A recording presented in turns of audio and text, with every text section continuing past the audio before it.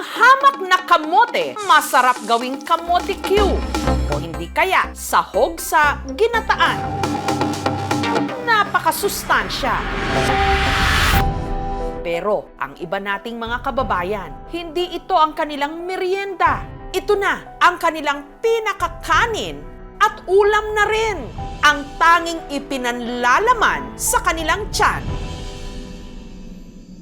At sa Davao del Norte, may isang bata na nagtitiis sa kamote ang kamakailan lang itinanghal sa kanilang eskwelahan bilang valedictorian. Isang malaking karangalan po ang makapagsalita sa harapan ninyo ngayon. At hindi napigilan ang pagbuhos ng luha nung inilahad niya ang mga hirap na kanyang pinagdaanan. Bulang huy, saging, kamuting ang sa'yo.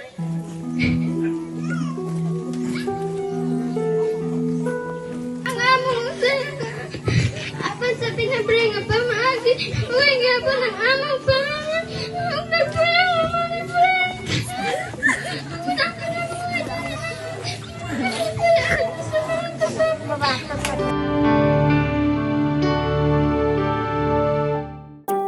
Ang dalagita sa video nakatira sa isang liblib na sitio sa kabundukan ng Talaingod, Davao del Norte. Mula Tagum City, bumiyahe ng 2 oras ang aming team patungong Barangay Santo Niño sa Talaingod. Pagdating doon, kalahating oras pang biyahe ang kailangan nilang bunuin, sakay naman ng habal-habal.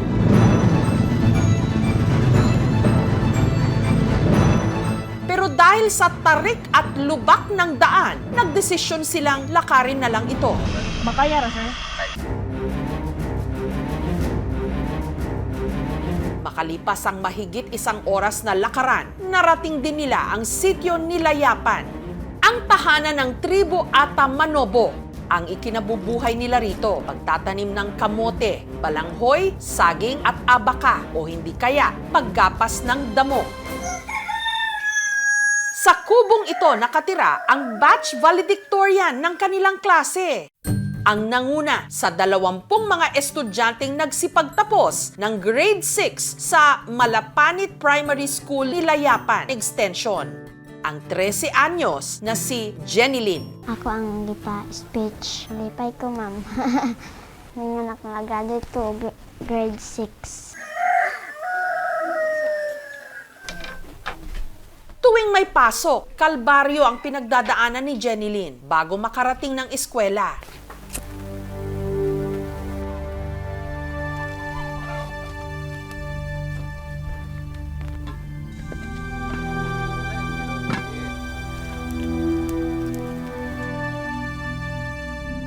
Okay, cholo karawat ay mawat purpose. Ay dog pambayat bugas.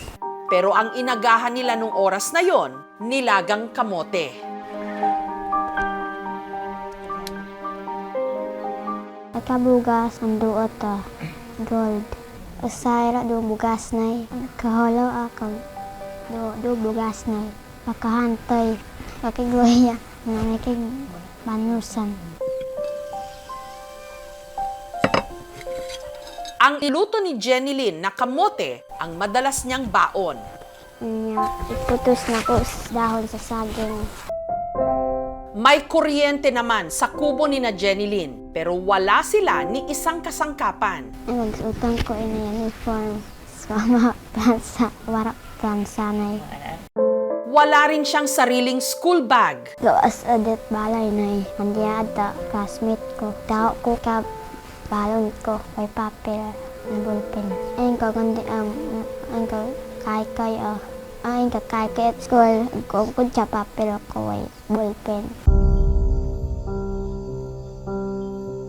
Paborito na ako nga subject kay math. Solve.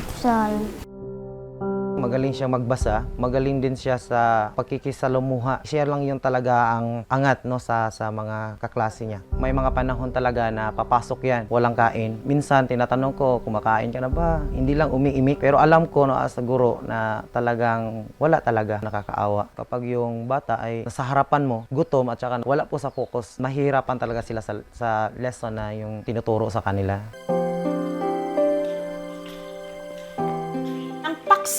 kanyang talumpati malapit sa kanyang sikmura.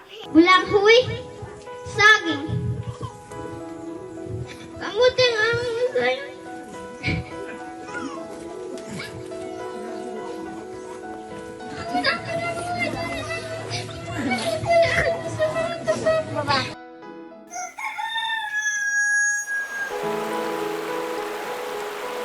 Si Jenny Lynn, kung hindi nag-aaral, nasa bukid. Tamangak mamat ka pananom pa mo ha. Ang pangarap ng mag-asawa, mapagtapos ng pag-aaral ang 5 nilang mga anak. Ma'am. Kana kung tinari pagkangangaya, ma'am. Karabihan ni kahit na ma'am, kahit kuha. Kana kagpaning kamutanay na ma'am ka anak rin pakatapos. Gusto ko yung kunadag ko yung kaanak na ikanamit, gini ka na nawara na nanay ma'am. Ikanda, sa prutanay, pagkaanak na nag-iskuya. So, Kaya malaking bagay sa kanila na ang panganay na si Sabeth na pagtapos nila ng kursong elementary education. Nalipay ko nga nakahuman ko. Tungod kay wala, kapila na ko nag-board exam, wala gyapon ko kapasar. Isip sa kamaguwang ate, murag sakit sa akong tungod kay wala pa pud kuy anang trabaho nga. nahan, gitong eskwela kay aron makakita kog nindot nga trabaho. Matabangan na ako ang akong pamilya. Ganahan ko aron dili na sila maglisod. Ganahan ni mga trabaho kay? Doktor. Pero batid ni Jenny Lynn na bago maging abot kamay ang kanyang pangarap na maging doktor, marami pa siyang kakaining kamote. Karamihan kasi sa mga taga-sityo dahil sa hirap ng buhay ni hindi na nakakatungtong ng kolehiyo. Pag mag-high school na, wala pong assurance kung makakapagtapos sila po dahil sa distance ng eskwelahan doon. Kailangan pa po silang malakad ng mga 2 oras papunta sa isang school doon. Maliban kasi sa edukasyon, may iba pa silang mga pangangailangan na kailangang tugunan, katulad ng gutom. Sa sobrang hirap ng buhay dito sa sityo, ang turing nila sa bigas, ginto. Kanang bugas, ma'am. Sa amuha diri pinakalami na gyud ang bugas, ma'am. Bisag walay sud anay. May makapalit og bugas ana kung maka-deliver mo sa among abakang. May isa ring nakagawian sa tribo na konektado sa suliranin sa gutom sa sityo. Nakaugalian na raw kasi nila na sa edad na 14, dapat ang isang dalagita ipinagkakasundo na para ipakasal. Sa ganitong paraan, kakawala na sila sa poder ng kanilang mga magulang at hindi na sila kargo pang pakainin. It's an old tradition. Ang nakikita natin na yung economic reason. And it becomes a vicious cycle dahil karamihan sa kanila hindi nakapag-aral. Ang amoang nasagubang karon na problema, ma'am. Pero meron gyud kaning amoang makaon. Pud nagbuhilo kay naigos adlaw. Kunya kani pud amoang mga tinanom karon, wa pud nagbuhilo kay nakuan sa adlaw. Ang taya nila ng porsyento ng mga households na merong food insecurity ay 33.4%. So mga 1/3. Taliwas sa ating inaasahan siguro kasi ang mga pagkain ay naani sa mga rural areas, 29% ang rate of stunting ng mga bata versus only 23.3% sa mga urban areas. Patuloy po ang ating supplementary feeding program ngayon na kung saan yung mga identified na mga children ini-enroll po natin sa doon sa nasabing programa. Sa ngayon, meron tayong nutritional food packs na ibinibigay sa kanila pero selected ang schools na binibigyan nito. Hindi nabibigyan lahat dahil nga sa kakulangan din siguro ng pondo. Samantala, ang sitwasyon ng pamilya ni Jenny Lynn nakarating sa kaalaman ng LGU ng Talaingod. Kaya para may alternatibong pagkakakitaan, hinandugan sila ng negosyong sari-sari store. Binigyan din sila ng 3 sakong bigas. Nagpaabot din po kami sa kanila ng tulong pinansyal. Niregaluhan din namin si Jenny Lynn ng mga gamit sa eskwela para hindi na niya kailangan pang makigamit o makilagay sa bag ng kanyang kaklase sa susunod na pasukan. Salamat jud kay anak ko'y bag, anak ko'y gamit pang high school. Hindi na rin po problemahin ni Jenny Lynn na makatapos ng pag-aaral dahil binigyan na siya ng kanilang LGU ng scholarship. Ibibigay po natin sa kanya ang full scholarship grant po sa kolehiyo. Ito ko koy pa nagkasod na sila ko kuso lulong tanaki.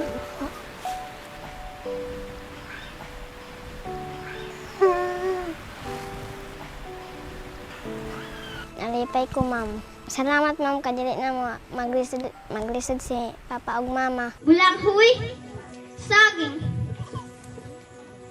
Kamuti ang among sa'yo.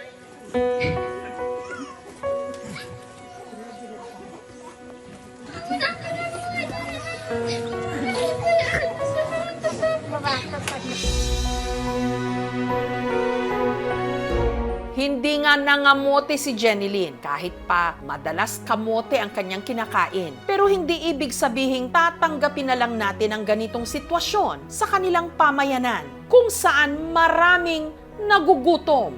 Ang kalisod sa among pagpuyo o pagpangita sa adlaw-adlaw nga kutsong ang nahimong rason kung ano ako nagpadayon sa pagtuon. Kay dili lalim nga budako ko nga walay kahibalo. Sana bago po natin sayangin kahit pa isang butil lang ng bigas, maisip natin ang mga tulad nila.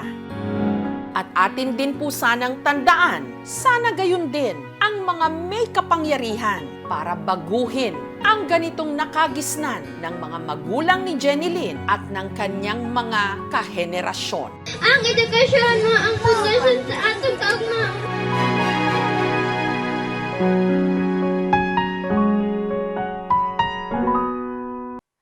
Thank you for watching mga kapuso. Kung nagustuhan niyo po ang videong ito, subscribe na sa GMA Public Affairs YouTube channel.